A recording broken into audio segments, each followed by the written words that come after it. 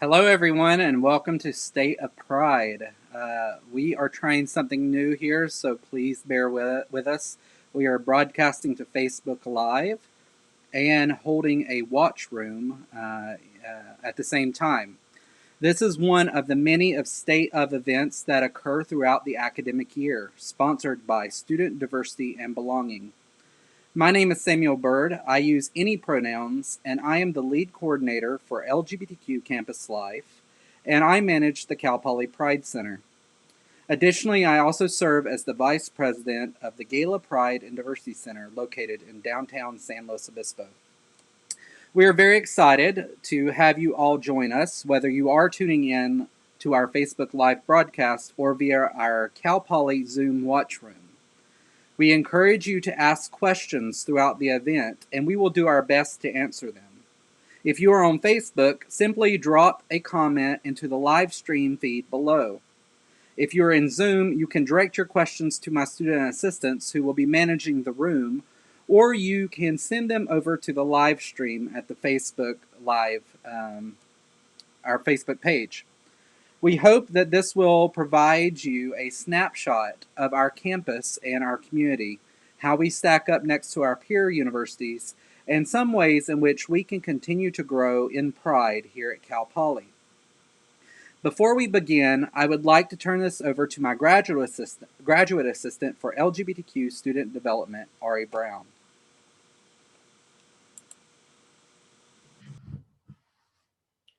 Before we begin, we would like to acknowledge that Cal Poly is in Tilhini, the place of the full moon. We gratefully acknowledge, respect, and thank Yakitutu Yak Tilhini, Northern Chumash tribe of San Luis Obispo County and region, in whose homelands we are guests. We also recognize the continued systemic racism affecting Black and Indigenous lives, the COVID-19 pandemic, which exacerbates disparities of our communities, and the economic recession we are continuing to experience. We know that these and all systems of oppression are deeply interconnected, and all challenges related to injustice are our challenges. They affect LGBTQ people and their families. We stand in solidarity with our most underrepresented community members and those disproportionately affected. We commit to the co-construction of a beloved community rooted in radical hospitality and inclusion.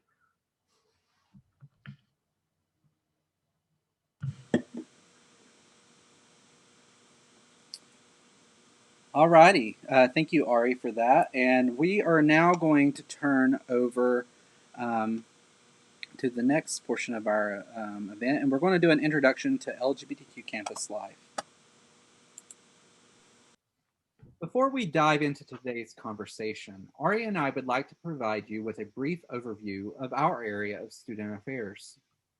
Our area is a coalition of many different LGBTQ spaces and organizations across campus and in the community that support and empower people of all sexual orientations, gender identities, and expressions, or what we call SOGIE communities. We are connected by two queer cultural centers: the Cal Poly Pride Center, overseeing LGBTQ Campus Life, and the Gala Pride and Diversity Center, a local nonprofit located in downtown San Luis Obispo. Working in tandem, these centers provide a variety of programs, events, and services. We aim to be diverse, open, and a public touchstone for all members of our community. We consult and influence politics and praxis, provide support, education, and advocacy, cultivate student leadership, and aim to increase visibility, connectedness, and knowledge of queer culture. We have a dedicated team comprised of volunteers, professional staff, and student staff with a breadth of experience and expertise who work to make our Cal Poly and broader Central Coast community more accessible, equitable, and inclusive. We also have a Queer and Trans Leadership Council, which serves as an advocacy and consultative group comprised of students, faculty, and staff who are committed to LGBTQ access, equity, and inclusion. Its purpose is to provide representatives from key areas and stakeholder groups across campus the opportunity to communicate with each other, the lead coordinator of LGBTQ Campus Life, and our Cultural Center's deputy representatives. Our council currently comprises of nearly 30 members from campus colleges, ASI, student organizations, faculty organizations, alumni groups, and Greek life. The Queer and Trans Leadership Council seeks to enhance the visibility and representation of LGBTQ people across Cal Poly. This is our primary advisory. As of this fall, 93% of all admitted students have voluntarily disclosed their sexual orientation, gender identity, and/or expression, with over 2,535 students identifying with our area with an underrepresented SOGIE identity. Let's take a look more closely at some of that SOGIE data. Okay, everyone, so here you can see the SOGIE distribution by class. You can see that our senior class is a little bit more populated than the other classes with underrepresented SOGIE students.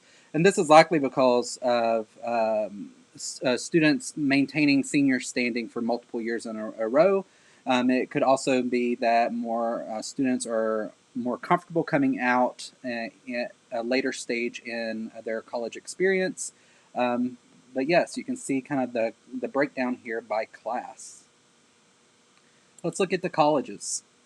So here is, of our total 2,535 students, you can see how roughly they break out across the university. So we have students representing our area in every college and program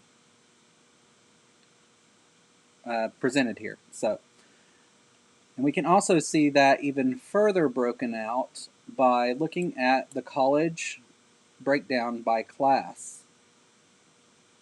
Again, you see in engineering where students may be a multiple year senior. There are quite a large amount of students in that senior classification.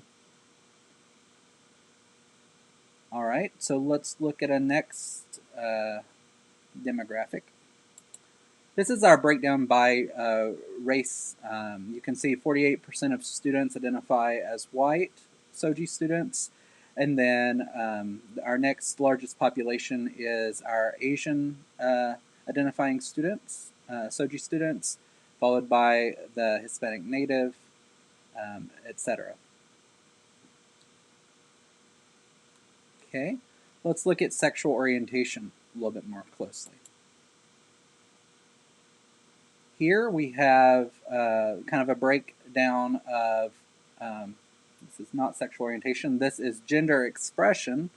My slides got mixed up, but hey, we will go with it. It's the first time, right? So this is gender expression by college. So we have conforming, gender non-conforming, both, and questioning. So you can see here we have quite a lot of students that have indicated in their SOGIE data that they are questioning their gender expression.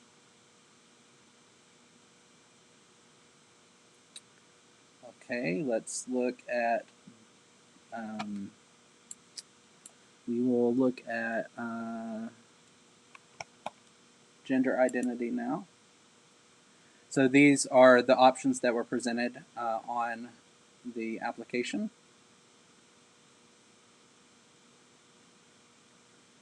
Okay. More of our SOGIE students identify as woman.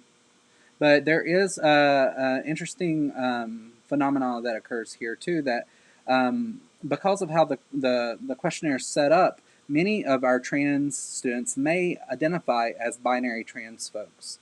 So they may have selected woman or man as well. We know that from direct student feedback on this data. So we do get lost in some of the numbers, but we do have quite a large number of students now identifying as non-binary as well.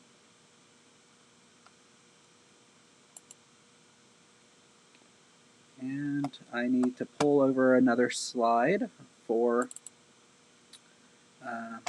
let's looking a little bit more specifically at sexual orientation.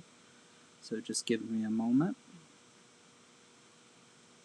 This is part of the learning process when you don't get your slides just done correctly. Okay, so we will go back and look at sexual orientation a little bit more because I skipped that one.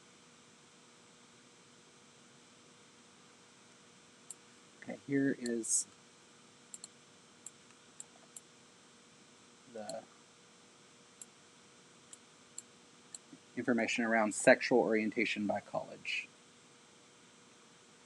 One thing I would like to really point out here is that our bi plus population on campus is quite large. And in fact, this is more of the individuals that are oftentimes left out of conversations around LGBTQ because of biphobia or, or whatever it may be, that a lot of our bi and pansexual students don't necessarily find themselves in a lot of our programs or find spaces within a lot of our programs, both on campus and off campus.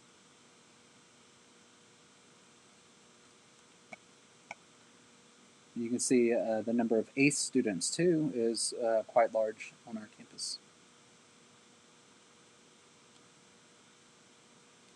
All right, let's look at our transfer students. We have about 300. We have 376 active students to identify as transfer SOGIE students, and you can see the breakdown here of what colleges they are associated with. And those of you that are just joining us via Facebook Live or in the watch room, you can direct your comments either to the student assistants in the Zoom room or to the Facebook Live comment feed as well. And I can see that here on my end. And so if you have any questions throughout the live stream, please share those, and I'll do my best to answer them. All right, so we're going to transition now into the next portion of our live stream. We're going to look at the Campus Pride Index. So I'm going to step back 1 second on this. So this data is extremely important for helping us to better serve LGBTQ students on our campus. And we recognize that not every SOGIE student has voluntarily disclosed their information in the admissions application. Or maybe the information that you did disclose may have changed, or you may identify in a different way now, and it may not be represented in this data. You can update this in your Cal Poly portal by visiting the Student Center and scrolling to Personal Information. When you get there, you can click on Names and then Identity, and there you can update each variable that we've explored today: sexual orientation, gender identity, and expression. And if you need help doing this, anyone in the Pride Center can walk you through this in more detail, or you can follow the step-by-step instructions on our Instagram page. And I have a question coming in. Can students choose more than one option when self-selecting data? So at this point, I think, yes, you can. You would just need to add another identity. I've seen a number of students who have multiple identities that are not listed in the radial buttons. They can add them in, and when I get the data on my end, I just see the kind of field, and then I'll break it out and update the numbers specifically. So thank you for that question. And all recommendations moving forward, whether that be surveys completed by campus departments and stuff, when asking about this information, if needed, it is recommended that you use check boxes, because check boxes will allow folks to identify with more than one option.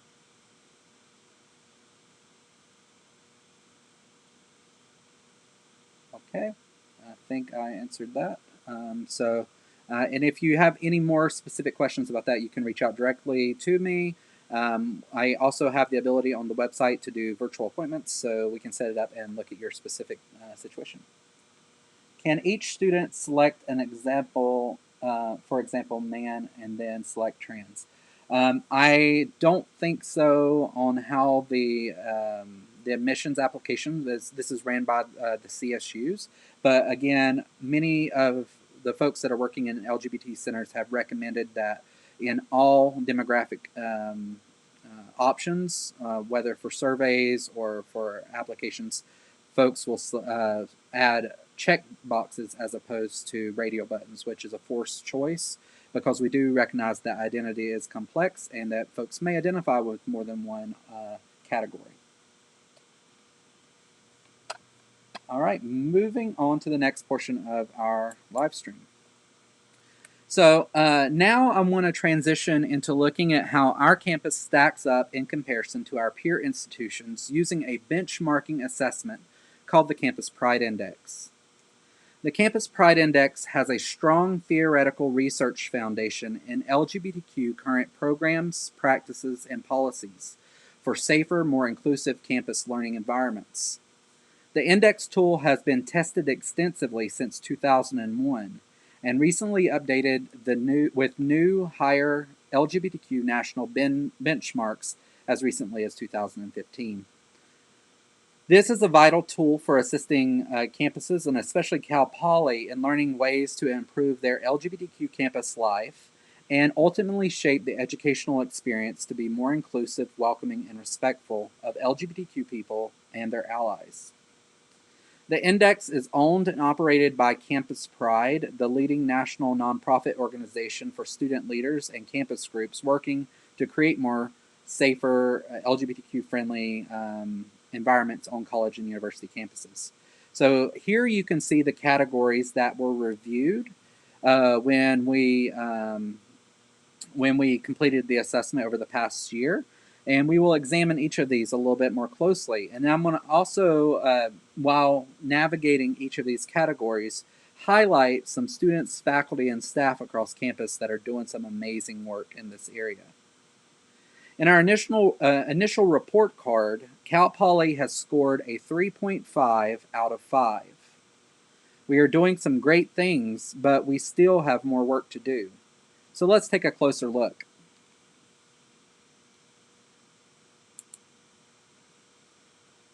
All right, here is the first category. This is the LGBTQ policy inclusion category. And you can see here there's a lot around non-discrimination statements, which Cal Poly and the CSU have inclusive non-discrimination statements around sexual orientation, gender identity, and expression. We also provide healthcare coverage to our employees, same-sex partners. We provide accessible, simple process for students to change their names on university records and documents. This has been a process as we are looking at how all of our systems communicate, but we are working to make this much more accessible and simple for our students. We still have some work to do around the gender identity variables as well, so we didn't quite meet the benchmark here.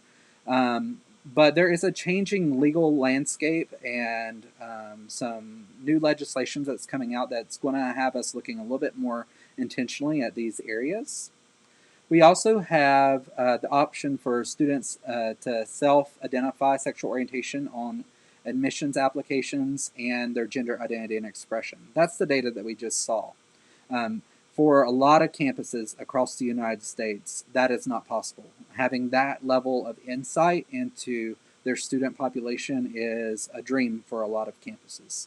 So you can see here we almost met all of the benchmarks here. We have some things in the lineup to increase the process around the gender identity for university records. It's going to take a little bit of time because we're having to look at how systems communicate with one another. There's things called primary systems where all the information that you put into your Cal Poly portal, it kind of lives there in this database, and then that gets communicated out across campus to well, not all of your information, just the relevant information to campus departments. And that feeds into some of the secondary systems that may be in housing or in health services or other receptionists in centers when they pull up your Poly profile to assist you.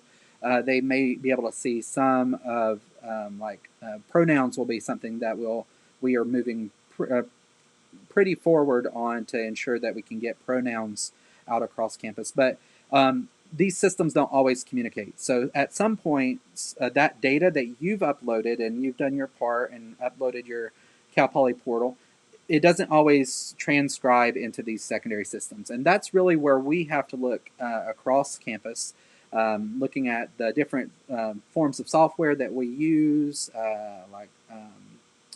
Advocates One, StarRes, for example. We have to ensure that those systems are actually pulling that data correctly. And so it requires us to know where those gaps are. So when a student does encounter an issue, to let us know immediately so that we can follow up.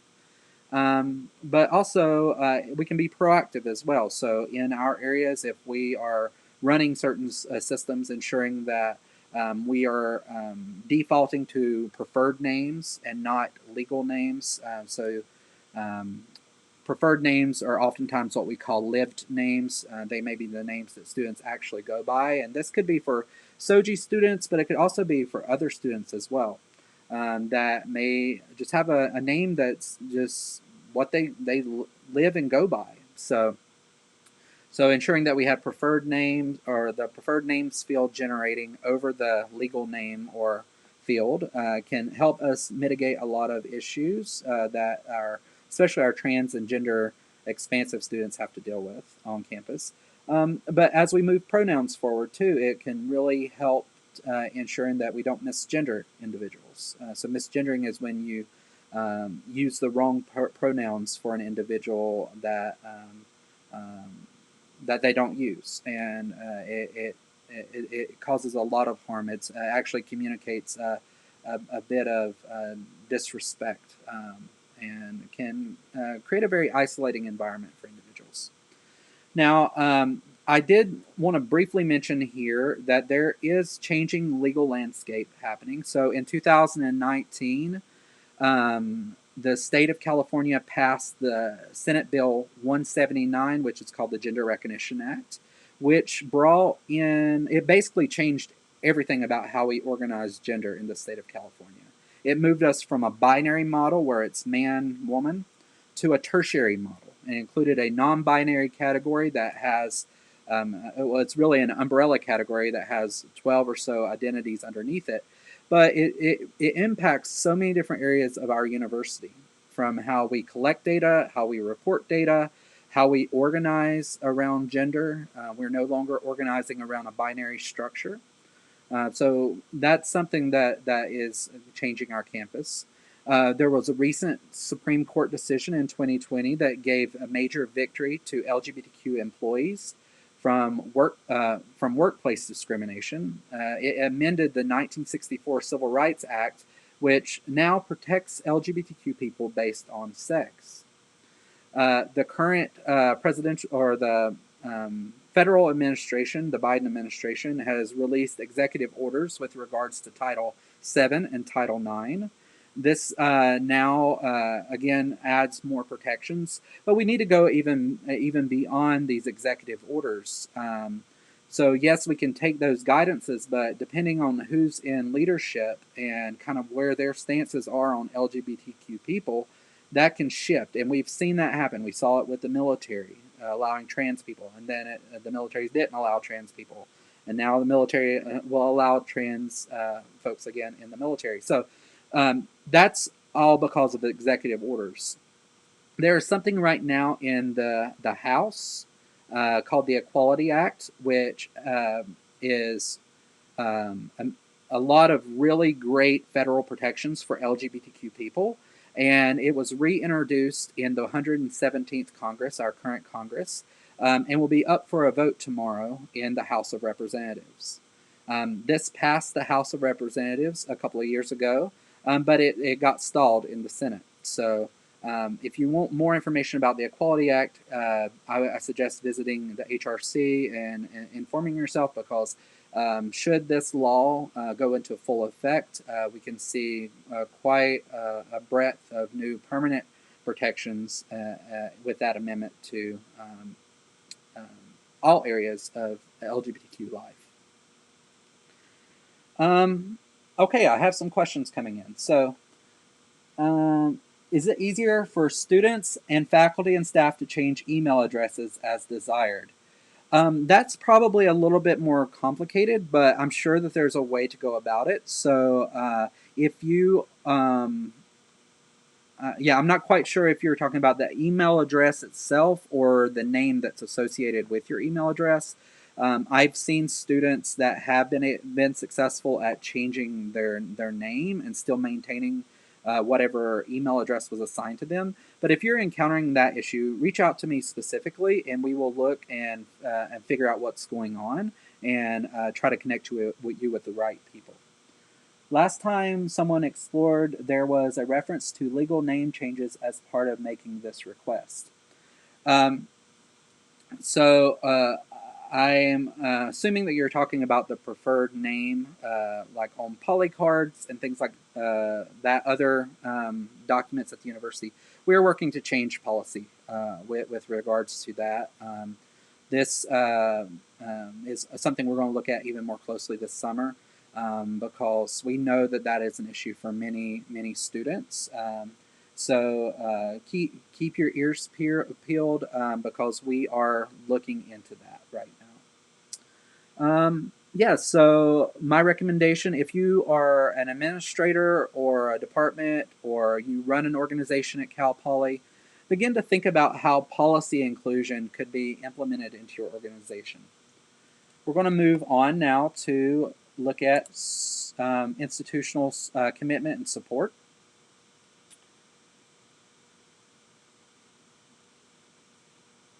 Okay, so looking here at institutional support, we have a resource center and an office that is responsible for LGBTQ students. That's our area. We have paid staff member, that's me. We have some student staff that are paid as well. We have an allyship program. It's called Foundations of Gender and Sexuality. So we were able to meet that benchmark. And there are attempts across campus to actively seek out a diversity of faculty and staff, including visible out LGBTQ people.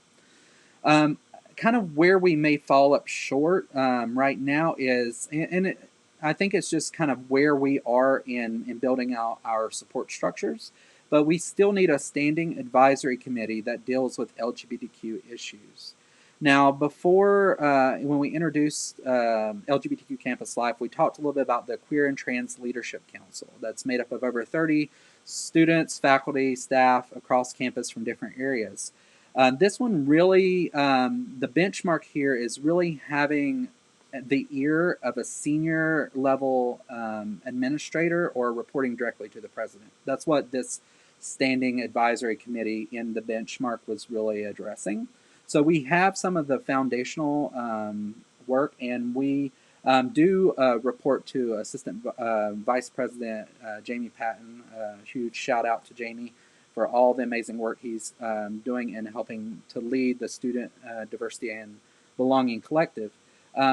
But really kind of figuring out like how does that situate at the university as a whole, and then help advise on some of these larger DE&I conversations. Also, we don't have an active LGBTQ alumni group, so that's something that I know that we have partners in alumni who are wanting to begin to develop that and get that up and running. So I anticipate that we will soon have made some significant progress on both of these benchmarks. All right, I have some questions coming in. So let's see. Okay, what steps need to be done for housing to be able to implement preferred name for assignments and areas like Advocate and Star Res? I think the steps that need to be done is having representation from housing in that conversation this summer when we're looking really closely at this SOGIE data and how these primary systems communicate with secondary systems. We need folks that are familiar and working with these platforms to be able to chime in and be a part of that process. So if the leaders of housing could maybe identify someone that could be a part of that and share those names with myself and with Jamie Patton, I'm sure we could get them in that process to ensure that those secondary systems are communicating with our primary system. Okay, let me see what other points I wanted to highlight here. Yeah. And so another point I wanted to make here is around the CPX data. So we recently did a campus climate survey in the past year or two. And one of the things that came out was LGBTQ people have a pretty negative perception of institutional commitment. And I think when I've seen the feedback in the different areas, a lot of that comes down to um, more times than not around space issues, having access to space. It's a big, big issue across queer life, across the Central Coast, on and off campus. But folks want to have more space that they can be in community, be together. That has come up quite a bit. And then sustainable staffing. So in our area, depending on kind of where we're situated, having sustainable student staffing and professional staffing in our resource centers is really important. And those are the two things that come up, but also the lived experiences of folks and how they've navigated space, navigated programs. So we're wanting, my goal in this job is to ensure that our students thrive at Cal Poly. And that means we're going to have to transform every area of this campus to be inclusive and so that students feel like they belong. But it also means that we need queer and trans leaders in every space. And that's really why I wanted to build out the Queer and Trans Leadership Council. I, I, I come into a lot of knowledge about this area of our campus, but I need folks and that are in different colleges, different spaces to be able to tell me what's happening there. I can't be at all places at all times, but it does help when I'm able to have a representative from one college or the other and tell me, oh, these are some things that have come up. Maybe we should advocate more, or bring this to the or lift this up to our senior level administrators. That's really important. So facilitating that communication. Okay, so continue to put your comments in. We're going to transition now into LGBTQ academic life. So here, looking at the benchmarks, we have an LGBTQ studies program, and we have LGBTQ specific course offerings. And I'm not the best person to tell you about that, so I'm going to turn this over to Dr. Aiden, who is the chair of the Women, Gender, and Queer Studies Department. Hello, everyone. I'm Dr. Elizabeth Adan, pronouns she, hers, and chair of the Women's and Gender Studies Department here at Cal Poly. I want to thank the organizers for the invitation to contribute to the 2021 State of LGBTQ event. This pre-recorded video provides a short overview of academic opportunities and coursework related to queer studies at Cal Poly. The Women's and Gender Studies, or WGS department, has two minor programs that students can pursue as part of their undergraduate studies, the Queer Studies, or QS minor, and the WGS minor. Both minors address genders and sexualities considered via anti-racist, intersectional frameworks and explored across local, regional, national, and transnational contexts.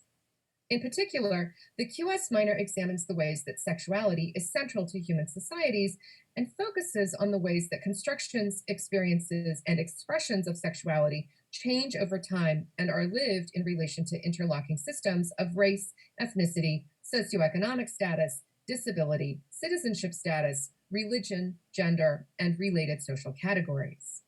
In addition, as I've indicated here, I'm pleased to announce that the WGS department has recently initiated a request for an official name change to become the WGQS, or Women's, Gender, and Queer Studies Department.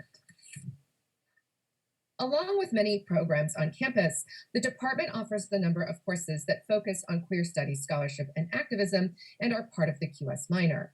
3 key classes are noted here: WGS 302, Contemporary Issues in Queer Studies, ESWGS 345, Queer Ethnic Studies, and WGS 455, Queer Theory. Note also that WGS 302 is a subtopics class, and thus far, we have 3 approved subtopics that we offer: Queer Disability Studies, Trans Studies, and Queer Oral History. One of the focal points of the QS minor and our QS coursework is that LGBTQ plus scholarship is of vital importance, not only in WGQS, but across academic and professional fields, because it provides us with histories and contemporary understandings of LGBTQ plus lives, experiences, actions, and activism. In particular, LGBTQ plus scholarship has contributed especially integral questions and concepts to WGQS and the world more generally. For instance, it is via LGBTQ plus scholarship that the term queer has come to be used more and more widely as a verb that is meant to signal the work of confronting, resisting, rejecting, and overturning all of the normative systems and structures that contribute to the status quo. There are many faculty, both in the WGS department and across campus, who produce and use LGBTQ plus scholarship and activism in their research and teaching. You can find more information about the QS minor and our QS coursework in the Cal Poly catalog and or on the department's website. In particular, if you go to the Sign Up Now tab on our website, you will find a link to request a virtual application for the QS minor. In addition, please don't hesitate to email the department and or me personally to get more information and or ask questions about the Queer Studies minor and coursework in WGQS at Cal Poly. We welcome your suggestions, any questions, and or applications to the QS minor. Again, thank you very much.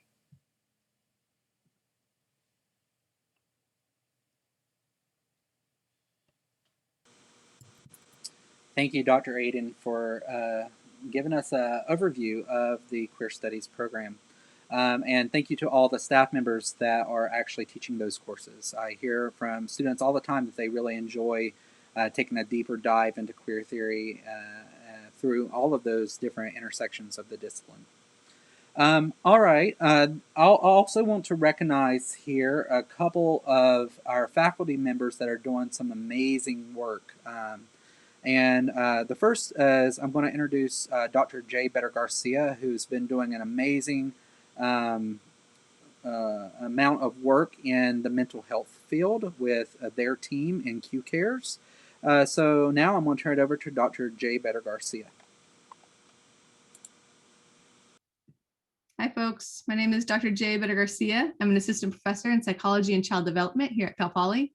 I'm also a licensed psychologist in private practice, identify as transmasculine and non-binary, use they, them pronouns.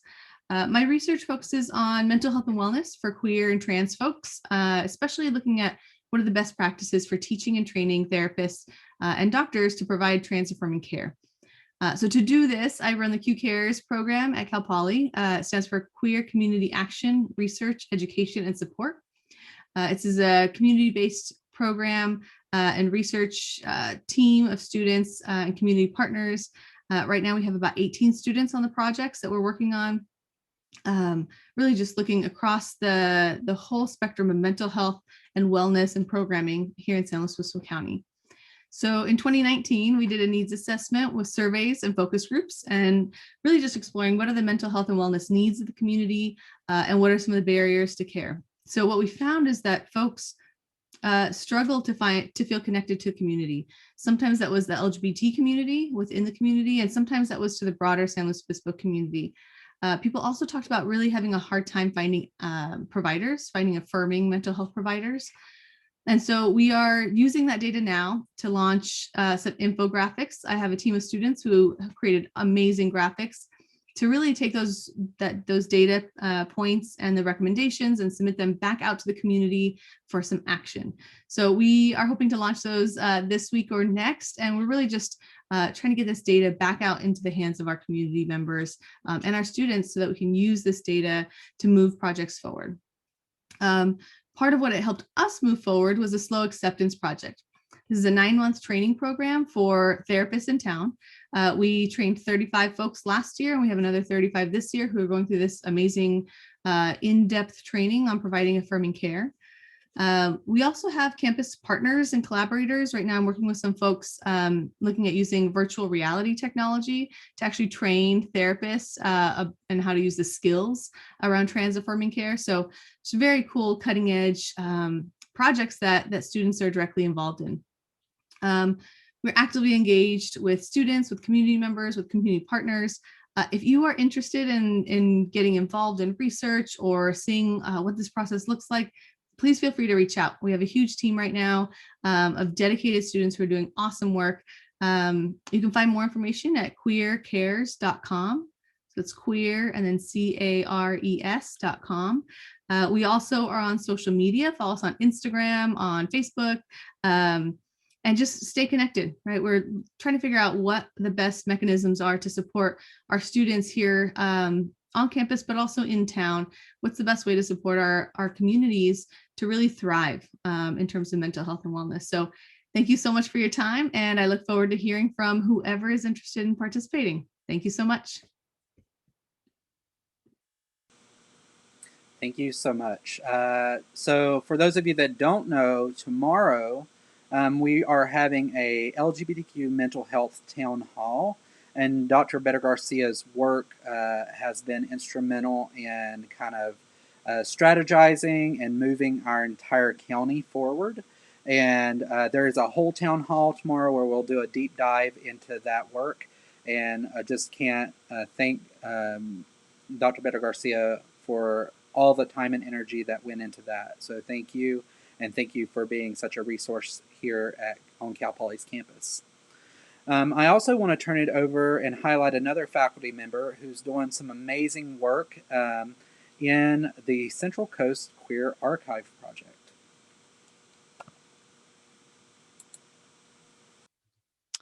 Hello, everyone. I'm Dr. Stephen Roziski, and I'm an assistant professor in the Department of English and a member of the teaching faculty in Women's and Gender Studies here at Cal Poly. Across these two departments, I teach courses in LGBT literature and media and queer theory. However, Sam has invited me here today to speak to you all about a different aspect of my work, the Central Coast Queer Archive Project. And I'm going to share my screen to show you our website.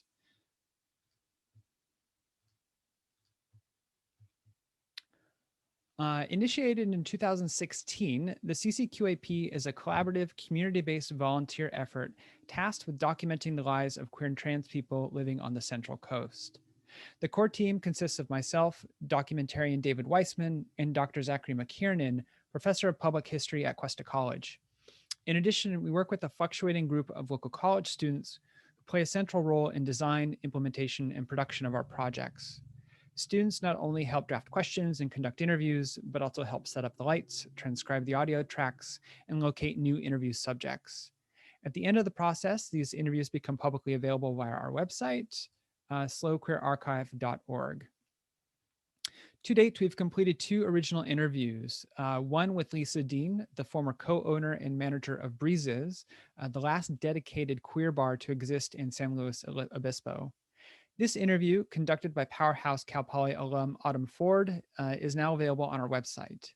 The second interview features Kelly Quiros, who played an instrumental role in the development of what is now the Queer and Trans Student Union, is forthcoming. In addition, we are in the final stages of processing approximately 10 hours of video interviews with local LGBT seniors, which were completed in 2006, but then sat in a literal closet collecting dust for nearly 15 years. And this is a project initiated by a team of interviewers associated with the Gala Pride and Diversity Center. So we have been processing these interviews, and they are now available on our website, complete with transcripts. Just to show you one of these, Rosemary Lane. Finally, last month, we were awarded a $5,000 quick grant from the California Humanities to complete a project consisting of 10 original interviews focused on local queer and trans elders, the results of which will be promoted via a series of public events in the near future. In addition to providing this overview, Sam asked me to address why this work matters. First, and perhaps most obviously, these interviews reveal the vibrant presence of queer and trans people on the Central Coast. Situated between the metropolises of Los Angeles and San Francisco, San Luis Obispo is often construed as a place devoid of queer and trans life. These interviews help us to understand that people build lives and intimate attachments in complex ways and in a variety of places, including those locales not traditionally understood as queer and trans havens. Second, these interviews help us understand the connection between individual lives and the broader historical and material forces that have shaped the region. Breezes shuttered its windows in 1995, not because of homophobic attacks, but because rising rents associated with the development of the Laguna Lake area of the city rendered the bar financially untenable. These interviews can help us rethink convenient narratives of progress and serve as a resource for building forms of solidarity capable of meeting the many crises we face in the present. Third, the CCQAP works to build ties among the various LGBTQ plus organizations of the Central Coast, including Five Cities Hope and Esperanza, the House of Pride and Equality, based out of Santa Maria. During Santa Maria's virtual Pride celebration last summer, the CCQAP hosted a roundtable discussion featuring members from these various service organizations, which provided an important opportunity to highlight similarities, differences, and connections among the overlapping queer and trans communities residing on different parts of the Central Coast. And that used to be online, but I tried searching for it and I haven't been able to find it. So if I can find it, I will try to make it available. So it's my hope that the CCQAP can continue to support the work of these organizations well into the future. If anybody has any questions about the Central Coast Queer Archive Project, then please feel free to contact me. Thank you for your time. Thank you too. Oral histories are so important for LGBTQ people. Oftentimes our stories get left out of the history books, and any work that we can do. My grad is a historian. She does amazing work in her field. I'm very excited to see her going into doctoral work in this area. Historians everywhere, please document queer people and their histories, because we need to get those stories down. We need to learn from those stories. I really think the work that's happening with Central Coast Queer Archive Project as well. So thank you, Dr. Stephen Rzuski. All right, so moving on, I also want to highlight here a point that you can, if you are a faculty member or a staff member on campus and you're wanting to network and build community with other queer and trans folks or allied community members, we have the out list on pride.calpoly.edu. Please go there and submit a profile. It's a great way, our students use it to look up faculty that may have similar identities as they do. Staff use it as well to network, so it's a great resource. We also have a Pride Faculty Staff Association, which I would like to turn over now and show you a little bit more about what they do. They're one of our affiliated organizations. Hi, my name is Jess Jensen, and I am an assistant professor in the School of Education here at Cal Poly, and I am also the vice chair for the Pride Faculty and Staff Association here on campus, or what we call Pride FSA. The main goal of the Pride FSA is to provide a safe and welcoming environment to empower, attract, and retain lesbian, gay, bisexual, transgender, queer, and questioning, intersex, asexual, and ally, as well as pansexual faculty, staff, and graduate students. And really, we're hoping to foster an inclusive campus climate and advocate for equitable policies and support the Pride Center, promote education on LGBTQIAP issues, as well as offering professional development and social opportunities for those faculty, staff, and graduate students. To give you an example of some of the activities that we have recently engaged in, during election time, we held just a space during lunch hour for our community to come together and talk about how they were feeling about the election and what they were experiencing. We also recently had a queer trivia night where we could meet new people either on campus or in the community and just engage in some fun trivia that centered around our identities. We also meet about once a month. We have board meetings where everyone is welcome to come to them and kind of give us an idea of what the needs of the community are. And then we work to plan and create those opportunities for those on campus. We also are very interested in supporting and mentoring students from the LGBTQIA+ community on campus. And so if there are any ways that you see collaborations that we would be able to support, please do not hesitate to reach out. If you would like to connect with us, there are two main ways. Number one, you could go to our website, which is pridefsa.calpoly.edu, or you could email us at our email, which is pridefsa@calpoly.edu. Thanks so much. Thank you so much. The Pride FSA has been wonderful since I've started at Cal Poly, and it's a great way to network with other queer and trans faculty and staff. So I want to thank Jess and all of them for their work on this campus. Okay, let's see. I have a question here. How can students get involved in research or with these professors? Reach out to them. I think just sending an email would be a great way to kind of initiate that conversation and initiate getting connected, learn more about what they're doing and how you can get involved. So, all right, moving on. We're going through student life now, and this is one I think will be of great interest to the students. We have a variety of different benchmarks here. We do have student organizations. You can see those that are affiliated with LGBTQ Campus Life on our website. And we all have a couple featured here. We have, we don't really have a graduate student organization right now, but we do know that the Pride FSA does welcome graduate students to be a portion and be a part of that organization.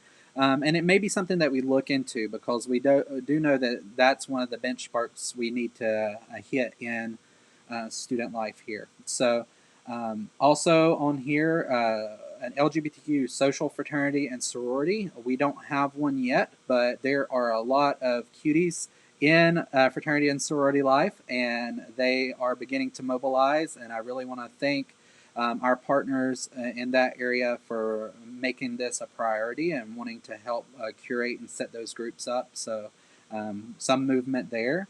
We have social activities and events on transgender issues. So let me just kind of share some of those. The first, I would like to turn it over to our student assistant, Advaitha, who is curating several different things across student life. Hi everyone, my name is Advaitha, my pronouns are she, her, hers, and I'm a student assistant at the LGBTQ Campus Life Center at Cal Poly. I think the Pride Center is an amazing community, and even though I just started working here and being a more active part of the community this virtual year, during the pandemic, I still feel such a strong sense of safety and community, even virtually. There are so many resources, events, and engagements put on by the members of the Pride staff and by the Student Diversity and Belonging, the SDAB Center's staff in general, that I feel have helped me especially. One thing that helped me a lot last quarter, my first quarter working here, were the guides on coming out and navigating LGBTQ+ identities with your family and friends. The student assistant team also puts on several different engagements each quarter, asynchronously on social media and virtually live through Zoom that are very interactive. Last quarter, I headed a 2-minute news series on Instagram, a Pride makeup tutorial series, and a 2-part sex education series in collaboration with Safer and Eros. This quarter, I've transitioned the 2-minute news series to a weekly video series talking about current local, national, or world news within the LGBTQ+ community.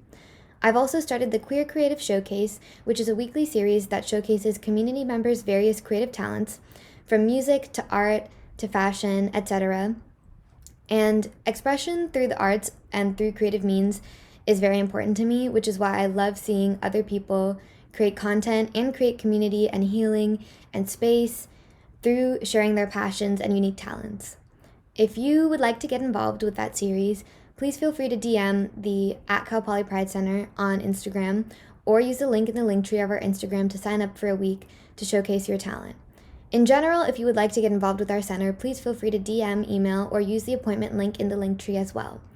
There are also a wide range of resources and updates on the Pride website, which is pride.calpoly.edu, which is also where you can find the coming out guides that I was talking about earlier if you need it.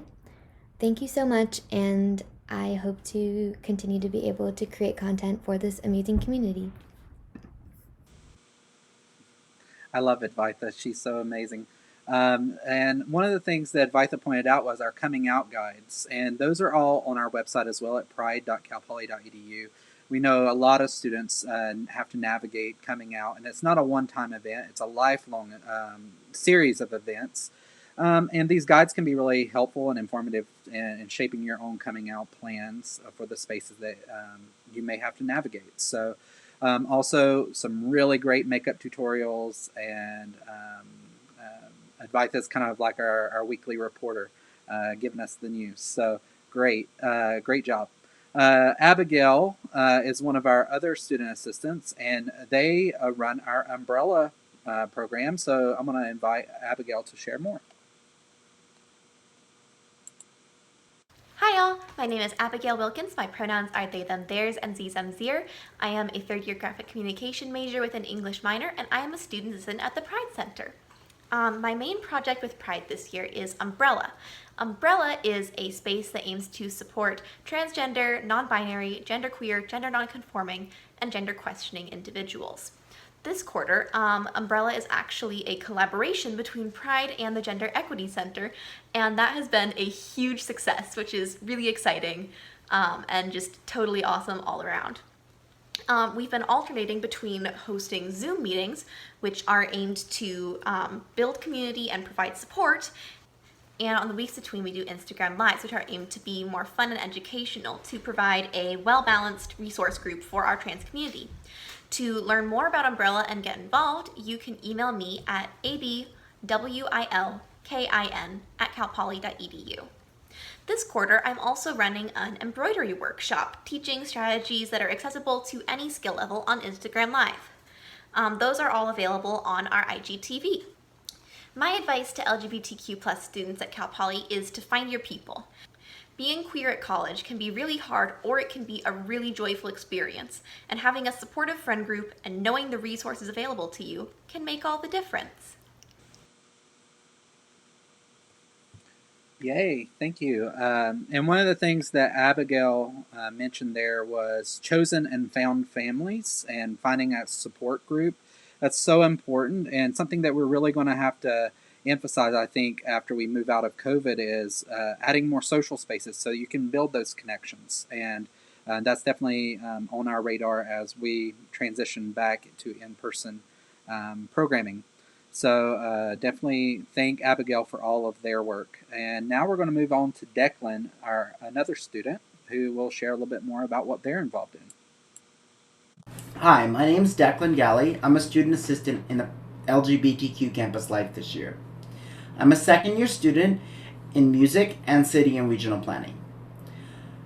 This quarter, I'm working on a few resources. The first is a queer theological resources highlight to connect members of the LGBTQ community with affirming faith resources. The second is that I am also working on just general LGBTQ education and advocacy.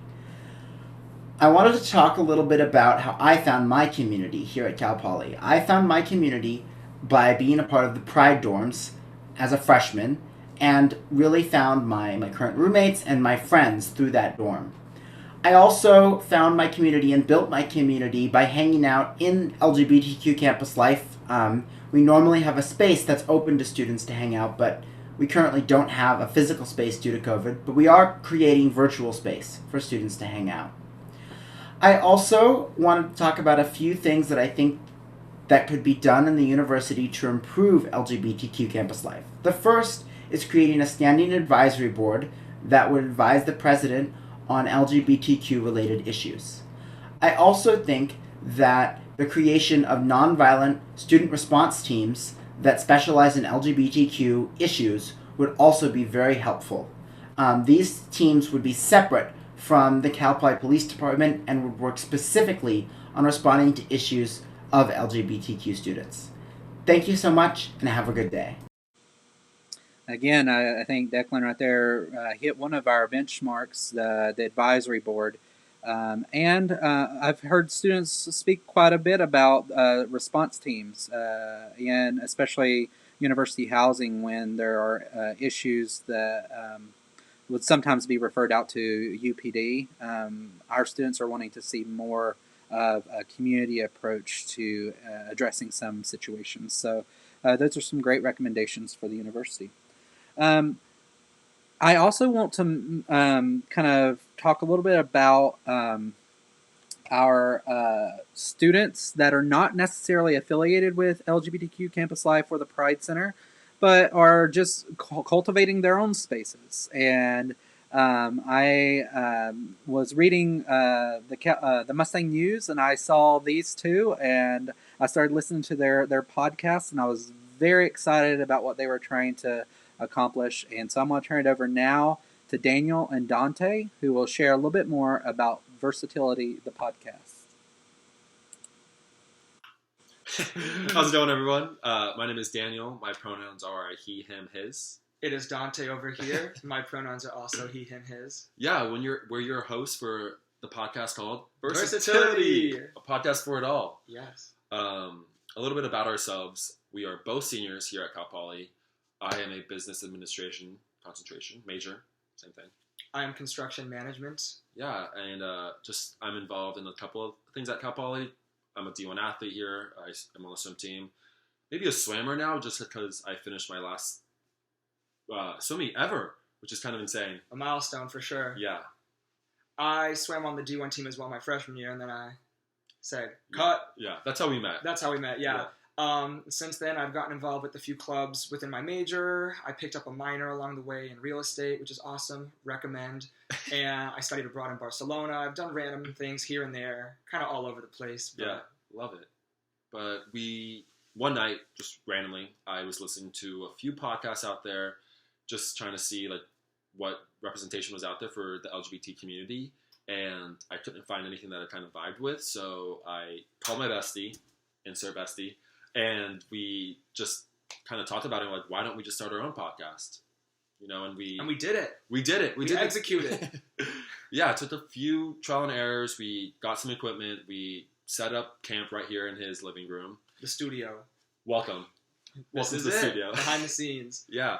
And, you know, we have a few goals for it, not anything that's beyond belief, but we wanted to bring that representation out there. You know, like, not every gay person is the same. Not every person that identifies in the LGBT community is the same. And we wanted to be able to, like, somewhat voice our perspectives. Yeah, exactly. As young gay men, we go to college here at Cal Poly, so to speak as kind of a voice for LGBT students at Cal Poly, but also to other listeners that don't necessarily go to school here, that's been awesome for us, is to kind of have this. I mean, we both have like social media accounts for our personal selves, but kind of this, it's like we joke about it being our baby, getting to talk about awesome topics that we normally wouldn't on like our personal Instagram. Yeah, and you know, it's not always easy for us to talk to like our friends or strangers about, like, I mean, everyone has questions and we completely get that, but this podcast is somewhat of a forum for those type of questions, and just to be able to like voice, like, again, our perspectives, but just more about like if anyone ever has a question or our fun stories or just something that people can relate to. You know, like if my 6-year-old self, or not 6, my 16-year-old self would have loved to been able to listen to something that would have been somewhat easy to like identify with or like relate to, and that's kind of our whole like goal and mission for it. Mm-hmm. That's what makes it so special about being a podcast, is that you kind of get to have access to it anywhere, in the car, on a walk, when you're studying, who knows, but throughout our first few episodes that we've posted, hearing feedback from whether it be our best friends or complete strangers that have tuned in, hearing what they liked when we talked about certain things, or they want to hear about this in coming episodes, has been so rewarding to hear that feedback. Oh yeah, and it's been such a journey, especially for both of us. Like, you know, we kind of just recently came out on our own paths, and like it's been a whole whirlwind, and it's been a process, obviously, and it's and just being your true selves is the best thing that could ever happen, and we really want to bring that visibility and representation out there, just to let people know that it's okay to be yourself and to be the best that you can be. Definitely. Yeah, exactly. Here at Cal Poly, we don't live in, I would say, the largest LGBT community, but the people we've met along the way throughout our few years here have been amazing. We've made some awesome friends. I'm talking about like in the community. Here. You know, and we're so lucky to have each other, obviously, and you know, we want to kind of bring that like voice and like bring that our friendship to like everyone else. You know, like we kind of just want to do a group hug and just have fun with it. Surround yourself with people with like interests and similar beliefs as you. Just be yourself, and someone will catch your vibe and love it. And Off the Dome came up with that. Love that for us. But if you guys want to check out our podcast, it's on Apple Podcasts, Spotify. We also have an Instagram account. Yes. It's Versatility Podcast. Yeah, you can follow us on our mains. My name's Daniel McVeigh. Dante DeMaio. And, we just really want to be a voice for everyone else, and just kind of learn along the way. We're not pros at this. We have no idea really what we're doing. We're seniors with little experience, but we're making the most of it. We really want to be able to be that person for other people. Yeah, be a resource for others. If you want to reach out to us, DM us, follow the account, comment. We love reading the ratings on Apple give Podcasts. Us feedback. Yeah. Give us, we love to hear back from our friends and our family and whatnot, but we really want to hear from people that we don't really necessarily know. And we'll take it. And especially topics that you guys want to hear get covered. We're not limited to anything. We're full senders. We want to talk about anything and everything. So if you have anything you want us to talk about, or even maybe even be on the podcast, we'd love to have guests. Oh yeah. So just shoot us a DM, shoot us a text, slide through. Yeah, we appreciate this opportunity, and we hope that you all listen to Versatility. Love you. Illy. Thanks, guys. Have a good one. Thanks, Daniel and Dante. That was amazing. Projects like these are so vital, I think, to our local culture, especially in the areas that are more challenging to be your authentic self. So if you have ideas for projects or spaces that you would like to cultivate, please feel free to reach out and we'll help you promote it. Now I'm going to turn it over to Caroline, who's going to talk a little bit about one of our local ministries. Hi everyone, my name is Caroline Roberts and I'm a fourth-year student at Cal Poly studying English and philosophy. I'm the student representative for Slow Episcopal, which is a ministry striving to be anti-racist and LGBTQ inclusive and affirming here at Cal Poly. We serve Cal Poly Slow, Cuesta College, and other young adults in the San Luis Obispo area. And I think that as a campus ministry, we provide value in that we create spaces for students not only to learn how their identity and what they're passionate about can be reconciled with their spirituality, but also how faith and spirituality can be used as a means or source of strength to help dismantle oppressive structures. Our activities have taken a lot of different forms over the years, whether that's a book club on queer theology or a weekly home-cooked meal from our chaplain. But I think that we really just provide a space to meet students wherever they're at on their journeys and help empower them to explore and develop their own spirituality in meaningful ways. For me, Slow Episcopal has really helped me to go out in the community and practice social justice work. And it's also just been a home away from home during some of the most formative years of my life. So if you're interested in getting involved, please shoot me an email at csrobert@calpoly.edu, and I'd love to meet you. Thank you, Caroline. Caroline has done some amazing work with Slow Episcopal and kind of bringing more of the queer and trans voice into a lot of our interfaith dialogues. I also sit in the Interfaith Campus Council and have been trying to do the same as well because so many of our students have experienced spiritual trauma, and I want to change that. That's something that's really important to me.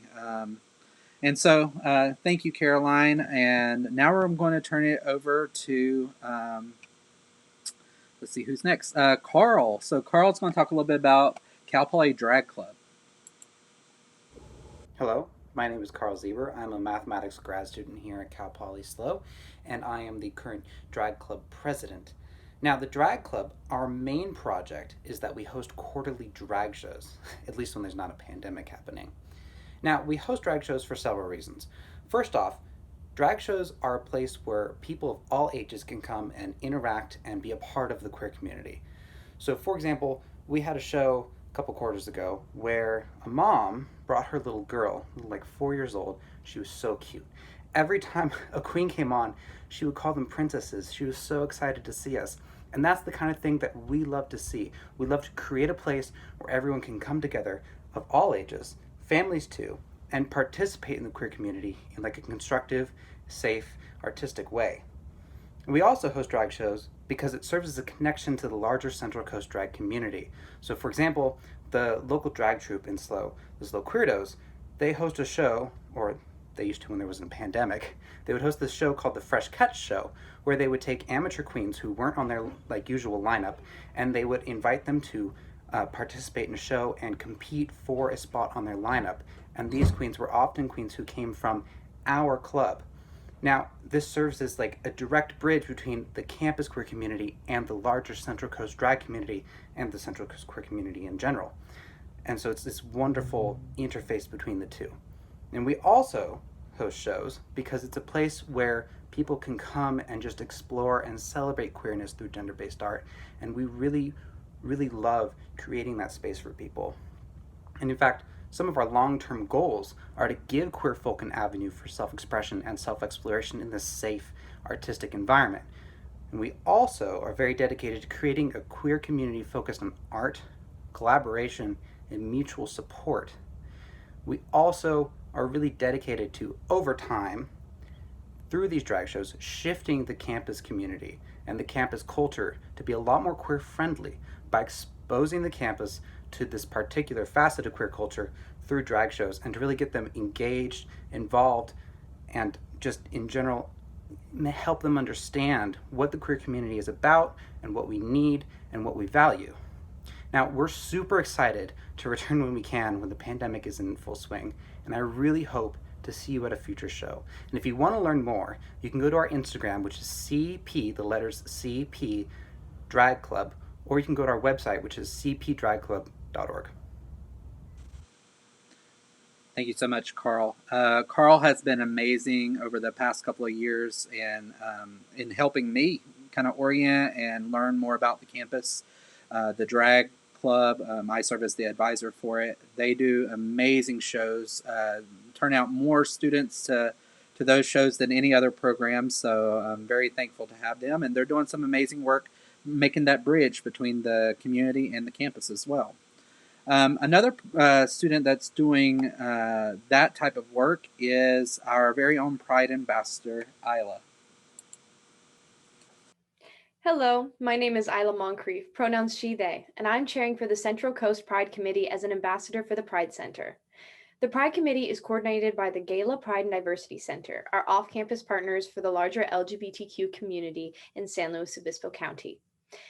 Leaders from different organizations come together on this committee to put on a week of Pride every year, typically in June, but due to the changing circumstances caused by COVID-19, they decided to move the celebration to May and include the student population.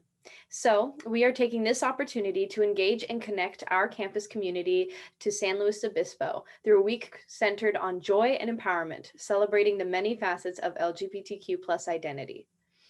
These events are virtual unless otherwise stated and include a daily LGBTQ plus lounge hosted by different organizations devoted to casual and fun community development. We also have a virtual youth night discussion space, transgender dialogues, a drag show, concert event, resource fair, an interfaith service, educational events like a day of TED Talks, and more in the works. We also have a few month-long events collaborating with local businesses for showcases like Pride's Got Talent, a pet photo competition, and an art show. We hope to see students attending, but we also want to see y'all involved in the process. Right now, we need artists to create pieces tailored to this year's theme, proud, strong, and united. We are also welcoming folks to join the committee and can always use more support on the many events we have lined up. Information is available through the Pride Center website and Instagram page. Please contact me if you want to learn more or get involved. I'm so proud of Isla. Isla has taken on the role of chairing the Central Coast Pride Committee, and that is a big task, kind of organizing everyone and all the planning. So I definitely want to send a huge shout out to her and to all the amazing stuff that we're doing through Central Coast Pride. That was one of our main goals in our collective visioning, was to begin to streamline LGBTQ Campus Life with other queer and trans nonprofit organizations within the Central Coast to start bridging these areas.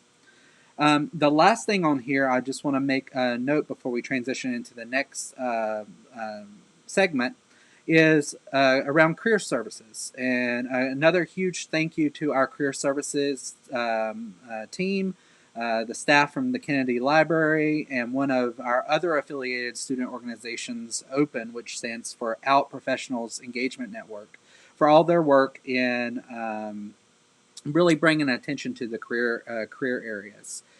We do have a Career Connections mentoring group, and you can find out more about this on Instagram. But it's really ran to kind of connect you with mentors in your field. So if you want to find out more, check us out on Instagram. We can get you connected with the Career Connections. So now we're going to switch over, and I have a guest that's going to be joining me. One of my favorite people in the Central Coast, and I've really appreciated working with her. But we're going to look at counseling and health, LGBT counseling and health. And Tina, you're up, just FYI. So Tina is our AVP of Student Affairs, Health, and Wellbeing. I hope I got your title right. I think I put it on your slide earlier.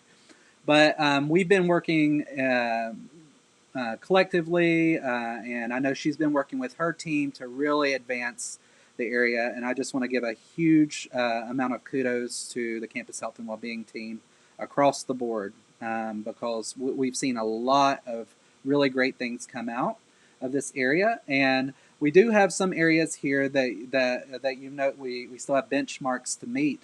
And some of those are kind of technical things like student insurance policy, and Tina can probably share a little bit more about that. And we are making way on the HIV and STI testing. So without further ado, I'm going to bring Tina on, and we'll do just a quick touch base on the things that are happening in campus health and well-being. Hi, Tina. Hi, Sam. How are you? Oh, great. So I'm really thankful that you're here with us live, and that we can kind of talk about some of those points that we mentioned. And we touched base earlier this week, so we touched base on the student health insurance plan and why Cal Poly CSUs are unique. But can you tell our students, like, what are some of those things that set Cal Poly apart from maybe the UCs? Sure. One of the differences as far as health insurance policies, the UC system requires insurance for enrolled students and offers a student health insurance plan. And it's a key difference between the two systems, which hopefully you all can hear me okay. It's a key difference between the two systems, and the primary funding source for the health centers and counseling centers across the CSU are fee funded. So the insurance policy metric for the Campus Pride Index is a little bit misnamed, I think, as far as supporting our campus efforts. So that would be one of the key differences that I could, yeah. It's interesting to watch yourself live and moving, and then it catches up later. So yeah, you have to put us there at the window that's your window and not the live stream window. Okay. Okay. Yeah. So yeah, that's a really great thing to kind of know. And if we were to add a health insurance plan in the CSUs and they voted, and because I think that's a system-wide kind of mandate, right, that the UCs have that the CSUs don't. But that was a certain fee on top of that to our students. But there are some benefits to having an insurance, like you can negotiate and get some. I know that like when we talk about Berkeley and other schools like that, they're able to negotiate and get certain services, but with that comes a cost to the population. So. But we've been able to do some really great things with the kind of the setup that we do have, and I was wondering if you could kind of just speak to some of that. Sure. One of the advantages of the way that our systems are set up is that the executive order that governs student health centers requires the provision of primary care services. And the basic premise of primary care for all students is to ensure that they have access to timely medications. And that was one of the key ways that we were able to advocate for and make changes in our support of our trans students. Primary care services for some of our trans students includes hormone replacement therapy, and that is a basic premise of care, and that should be accessible for all. So we were able to move that forward. We have a fantastic team of providers that are engaged with our students and supporting. Our pharmacy is able to dispense hormone replacement medications, or also to provide prescriptions so students can get them off campus if that's their choice. Yeah, one of my favorite memories of us is being able to tour Planned Parenthood and see some of the gender affirming care that they were bringing on there. So definitely, I think both on and on campus, we are bringing more attention to gender affirming services and why they're so important. And I have Dr. Bobel and Dr. Andridge here in a moment to share some of their perspectives and kind of where their understandings and how they approach the work. So I do have a couple of questions that were submitted to students. We know and we want to thank you for just the amazing work that you and your team have taken on with the COVID response and bringing on testing. I think that there's a lot of, we get bombarded with so many different messages around COVID, and finding out the one place that we need to go to look can be kind of confusing for a lot of folks. And, there's myths out there. Where do you recommend that students go to find more about COVID in particular? Sure.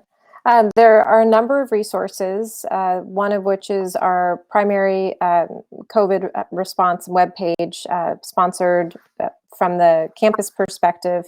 We also have opportunities on the Cal Poly Campus Health and Wellbeing web pages. Our peer health educators are doing a great job. James Ramirez is doing a great job getting information out there on My CP Well. So Instagram channel, I'm not sure what to call them, I'm sorry. But really great student engagement on a number of myth busting, facts versus fiction, great student engagement with incentives for students to participate in some pre-travel right before the winter break. We saw a great uptick in student presence there. So My CP Well is a great one. And health at calpoly.edu is an email that folks can send if they've got information or questions, and we can provide information and feedback if it's kind of a one-off or something that's affecting the individual. Thank you so much. We know that COVID is disproportionately affecting a lot of our underrepresented communities, and the queer and trans community is no exception. Both the economic and the health. Absolutely. Is access to care, all of that. And so I think it's really important that we do have affirming care that our students can reach out to. And I'm just amazed by how you're balancing all of the different things and the different guidance that we're getting from the local governments and things like that. So this student here is asking about, how do we know when it's our turn to get vaccinated? That's a great question. Yeah. Sure. So much of what's happening right now at the county level through their task force is just that, working with the state on the way that they're phasing in the vaccination programs. Right now, we know that our 65 and over group is able to access vaccines in our county. We should start seeing some changes in the next week or so as allocations get a little bit more robust. For our highly vulnerable populations, it's, we know that the conversations are happening, how to integrate those folks into appointments. There's a lot of information coming out about certain pharmacies. I just heard about a pharmacy down in Arroyo Grande that is got appointments available for the age groups that are able to access. So for our students right now, as we're seeing across, lots of different conversations. It's the prioritization is a really delicate and difficult one to navigate. When you see the age groups and how they're affected by COVID, ensuring that we protect the most vulnerable first. So I would, ask and encourage the students to check back with us about this same time every week. We get more information from our county about what will be coming to us as a county and how we can facilitate our community connecting to those appointments. So I don't have any updates for our student age group, but we're continuing to advocate. We've got our own task force, an implementation team that's formed on campus, and we're pushing forward and continuing to plan as if we could get them tomorrow, knowing that it's probably still many weeks away, but we've got a lot of folks behind the scenes working to make that happen so that we're ready when they are available. Okay. Well, it sounds like there's your answer, whoever asked that question. All right. I think here I'm just going to leave it. Is there anything that you really want to communicate to our LGBTQ students on campus? And I'll turn it over to you. I'm just thankful to be a part of the community. I'm thankful for our students and the way that they've engaged the health center. Our Student Health Advisory Committee has been a source of voice and presence for all of our students, and we want to continue to grow that group. So I'd encourage our students to reach out and become a SHAC member so they can be sitting at the table as they advise the health center on the use of the fees in the future. Just super proud. We're continuing to move our diversity, equity, and inclusion work throughout the course of this quarter. We've got a lot of action items that we're executing, including a 20 seminar series that Carrie Mansiger is helping facilitate for our providers. We're also engaged with Dr. Zeber Garcia and Dr. Amber Williams in advancing our work as it relates to all of our communities. So super proud to be a part of the work that's happening here. Well, we're excited to have you here at Cal Poly and all the work you've done. I look forward to getting back on campus and picking back up with some of the goals that we planned together. And and I know that they will benefit our students as well. So thank you for being here today. And we're going to turn it over now to to Dr. Andridge and Dr. Bobel in Gender Affirming Care. Thank you, Sam. Hi, everyone. My name is Kimberly. My pronouns are she, her, hers. I'm a psychologist and the Associate Director of Operations and Quality and Counseling Services. I'm also co-chair of the Gender Affirming Treatment Team. At Cal Poly, I provide one-on-one, couples, and group therapy to students, the majority of whom are trans or non-binary. I'm also charged with critically examining what counseling services offers to see what we're doing well and where we can better serve students. My particular area of interest is health disparities for marginalized students. I've been working with clients around concerns connected to sexual orientation and gender identity, so things like coming out, discrimination in dating, for over a decade, and my doctoral research looked into the impact of geographic space on the experiences of trans women.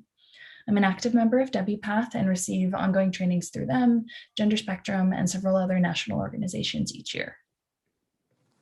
Hello, I am Dr. Jennifer Bobel. I'm a primary care physician, board certified in family medicine. I provide medical care to Cal Poly students currently at Campus Health and Wellbeing. I've practiced medicine for 20 years and have completed continuing medical education through the World Professional Association for Transgender Health and through Mayo Clinic in Minnesota. I helped launch our Gender Affirming Care team in the fall quarter of 2018. And I am co-chair of the Gender Affirming team with Dr. Andridge. So at the core of Gender Affirming Care is the understanding that people know themselves, and subsequently the role of a mental health or a medical provider is to support someone in living their life in a way that feels the most authentic for them. What it looks like can vary substantially from one person to another, but it can include things like hormones, surgical procedures, social transition, legal or documentation changes, and a lot of other things. Some people don't need or want counseling, but for those who do, we provide free individual, couples, and group therapy. It might look like answering questions, providing support, navigating challenges, and reducing barriers to accessing other care that requires that dreaded sign-off, meaning that we write letters for surgical procedures and other needs that students have. Gender affirming care at Cal Poly refers to the medical and counseling services, which are intended to improve both the health and the well-being of our students who are transgender or non-binary. Hormone therapy can help align the individual's body with their gender identity. We offer both hormone therapy for feminizing and masculinizing. And consultation and visits with a medical provider are free, included in services. Lab tests and prescriptions are provided at cost. So if anyone has any questions or wants to learn more, we have a gender affirming care webpage that outlines the services that we offer, and it also has some short bios of some of our team members. Students who are interested in accessing care can contact health services or counseling services and ask to schedule an appointment with a member of the gender affirming care team. Thank you. Thank you. So we had another question come in as they were speaking about during COVID, is the health center able to provide prescription pharma services?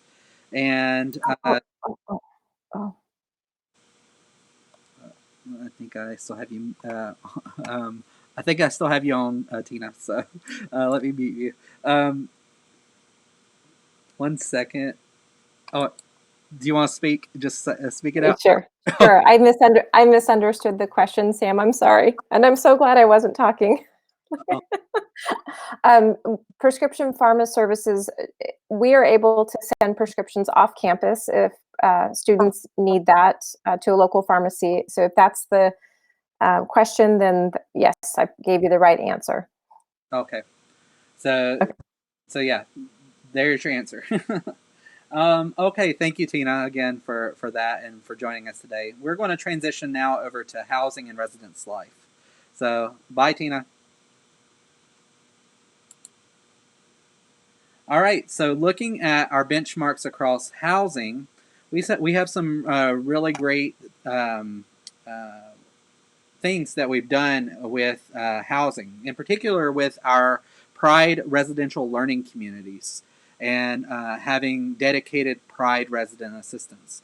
Now, when COVID hit, it actually kind of paused us a little bit because it impacted how assignments occurred. But prior to that, we had set it up to where we had a Pride first year program or first year experience set for Yaki Tutu.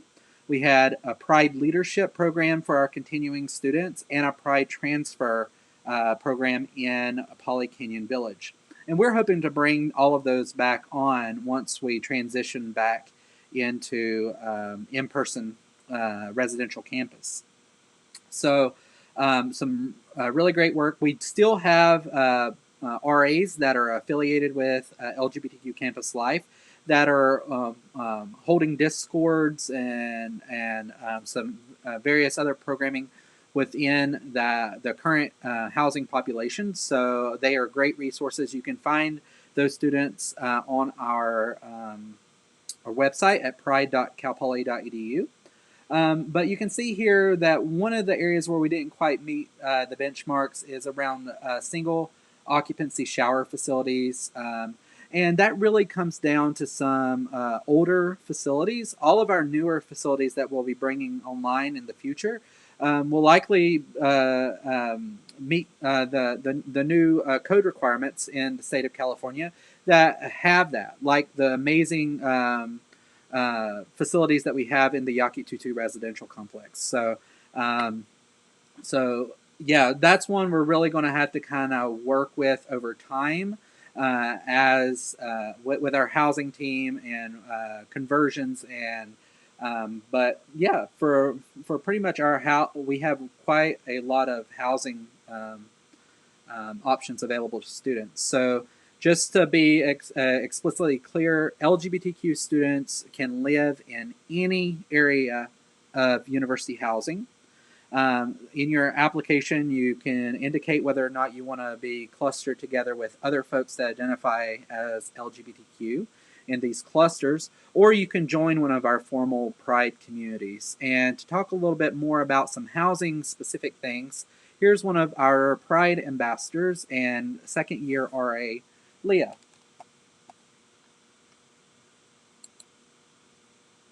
Hello, my name is Leah O'Brien, pronouns she, her, hers, and I am a fourth year psychology major, as well as a Pride Center ambassador and second year returning RA in the Yakitu freshman dorms. As a queer person and as an RA, I've been able to see residential life from multiple perspectives. While I don't have personal experience with them, I have heard many great things about how the Pride residential learning communities have been incredibly beneficial in helping those who choose to live there to find an LGBTQ plus community at Cal Poly. With my experience as an RA in Yakitu, I have seen the gender inclusive restrooms be extremely helpful, not only for the LGBTQ plus students' personal growth and comfort, but also in the ways that gender no longer divides cisgender heterosexual students, and thereby changing the climate on the floor to be one of inclusivity and community. This may be silly, but the power of having genuine gender inclusive bathrooms can completely alter the culture of the community. During RA training, I have noticed LGBTQ plus identities are touched on and defined, but common LGBTQ plus struggles and how to support residents during their specific type of potentially isolating experience could be expanded upon and given in-depth space. Additionally, as an RA, I've seen instances where posters for Pride events are torn down or vandalized. This can be extremely detrimental to an LGBTQ plus resident, especially if that one flyer might have been their only sense of connection to the LGBTQ community in their residence hall. A way that we can help this issue is by intentionally increasing the flyers, posters, stickers, etc. around the entire campus, but specifically in every hall that shows support, Cal Poly's dedication to being a strong ally, and ways to connect to the LGBTQ plus community, so that even if a poster is vandalized, this will not be as much of a detrimental experience. Overall, housing and the Pride Center have worked together in great ways to create spaces for residents in the LGBT community to feel welcome and build community, and we can continue to create an inclusive environment additionally outside of those Pride-specific places by increasing LGBTQ plus awareness, exposure, education, and pride in every floor of every building in all of housing. Thank you so much. Thank you so much, Leah. Wow. Yeah, so I think you hit on quite a few things there. One around visibility and why it's so important, not just in these designated clusters or designated communities, but in all of our communities. So working with our RAs to generate inclusive practices and community agreements that are affirming and that really allow any student to feel like they belong in that space. But we also have some work to do around ongoing training and doing more gender and sexuality training with our RA staff. We've done that before, and we can do that as much as needed to ensure that those communities do feel like home for our students. I do have a question here with regards to flexibility options for students to change housing assignments based on a student's gender identity, with the understanding that some students may be forced to choose their housing initially based on the gender that they use at home versus what they are able to express when they're at Cal Poly. And I think that if you find yourself in a situation like that, one of the best things to do is reach out to the Pride Center, and we can help facilitate that conversation with assignments. Or you can reach out directly to assignments. We've got some great allies over there that can help you navigate that particular scenario. And we have another question here. In what ways is residence life working to create designated space and community for LGBTQ students? Well, this is one of my missions, again, trying to queer more space at Cal Poly, but also getting more and more leaders across campus, is actually working in those communities that we've been assigned to designate queer space, where it's still communal space and being able to be used. There's a particular project we're looking at in Yakitu right now for when we're able to transition back, that we'll be able to add more queer culture into that space where our students are living and working. So So more to come in that, but just know that it is on the mission of our collective visioning and our strategic plan. So thank you to all of our housing partners that are helping to make this possible. All right, we're going to transition now. We got just two more, I think, that are pretty quick. This is one of the areas where we haven't done so well on the benchmarks. And I think there's a couple of reasons as to why that is. And that's around LGBTQ campus safety. It is a major area of work that I think is still needed for our area of student affairs. We recognize that there are greater social concerns around policing, especially in light of the nationwide outcry for reform and even local abolitionist calls that many of our students are a part of. A lot of these benchmarks are around working with our police officers, both on campus and in our local community.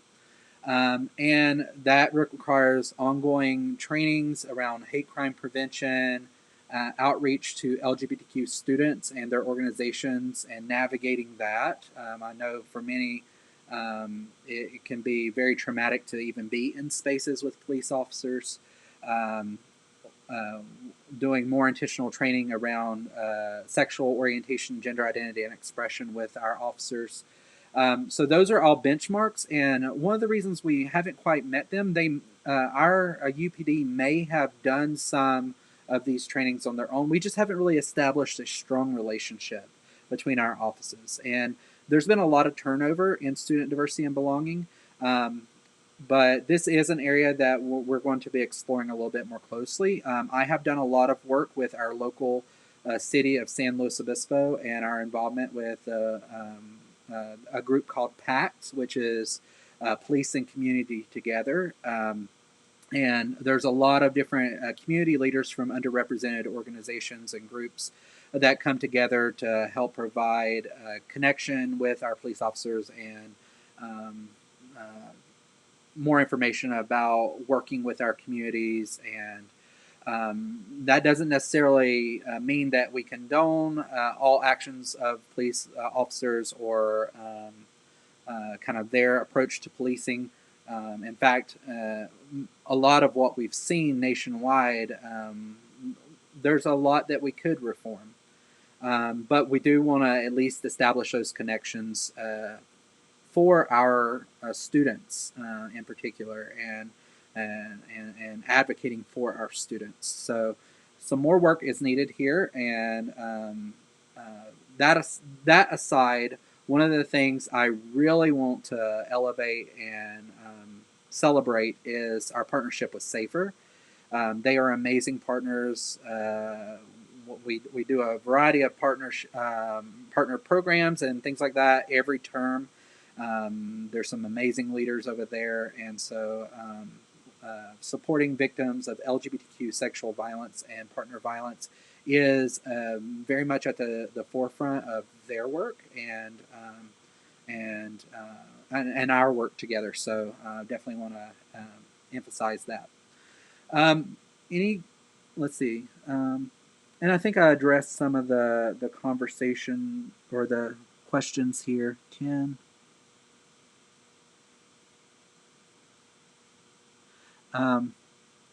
Some students are asking for LGBTQ identified advocates working with campus safety. So maybe there's a team of students that want to kind of form and to be able to liaison with our UPD. And there's a question here about the possibility of a campus safety audit. I don't know. That would be something to explore. But I know that many other cities and universities have conducted that as well. All right, transitioning now into our last area before we wrap out our program, and that's on recruitment and retention. So here you can see that we do have a PRISM mentoring program. We do have a Lavender commencement every year where we celebrate our graduates. We do have amazing admission counselors that do receive LGBTQ inclusive training and resources. But there's a couple of areas that I could use help with from our campus community, and one is participating in LGBTQ admission fairs. So I think that there is a possibility for us to explore some of this with our work that we're doing in SDAB with and exploring a possibility of expanding that program or a similar program for our LGBT students. That would require a little bit more commitment and resources to be able to do that. Another area is around LGBTQ student scholarships. A lot of universities provide specific scholarships for queer and trans students, and we don't have any that are specifically institutionalized here at Cal Poly that I'm aware of. This past year, Gala Pride and Diversity Center was able to provide scholarships based off of a donation from an account, and we were able to provide some scholarships out of that, but that will be depleted at the end of this year. And we had around 33 people apply for that. So I know that there's a need out there for scholarships. There on our website, you can navigate and see some other nationwide LGBTQ scholarships, but it's still a work in progress as we figure out what we can do specific to our community. So if you are a dean or someone that knows more about scholarships and how to get those formed here at Cal Poly, I would love to chat with you offline. So we definitely want to meet those benchmarks in the next iteration of this campus climate index. One of the most important things in this area that we were able to do, though, is this CPI profile itself. That allowed incoming students to actually explore Cal Poly and see kind of where we match up to other universities. And I know it was really important for admissions to get that profile up. It was really important for us, and I'm glad we were able to do that. And we hope to continue to expand that. I've seen the SOGIE data, and our numbers are increasing. I think we increased by like 500 students from the previous year. So we have more work to do, and I think that the more work we put in, the more yield we'll see from our students. So that's a little bit about that. Now I'm going to kind of just close us out here. Ways you can get involved. All the time students are asking, like, how can I get involved? Staff and faculty asking, how can I get involved? One of the most important things you can do is like and subscribe to our social media so you can remain in communication and remain informed of what's happening in our area. Another thing you can do is familiarize yourself with the resources available at pride.calpoly.edu. You can attend one of our foundations trainings. We are going to offer those quarterly, so we will schedule those out. Or you can review all the educational materials that we place online and through social media. Feel free to utilize those in your classrooms and in your offices. We have a really great organizational assessment for LGBTQ access, equity, and inclusion that student groups can use, that staff departments across campus, they can actually do an assessment of their area. And you can download that on our website. And if you are interested, like Daniel or Dante or many of our other students that are interested in developing new spaces or new projects or new groups, reach out to us. We like to support that because in whatever way we can, because that will help elevate LGBTQ campus life on this campus. So those are the ways I suggest getting involved. And I think that is about it. We are at time, and so thank you all for joining us today. If you have questions or you're viewing this at a later point in time, we will be adding it to our Instagram as well. Please feel free to go ahead and add your comments into the comments section, and me or a member of our team will get back to you. So thank you, and we'll see you around.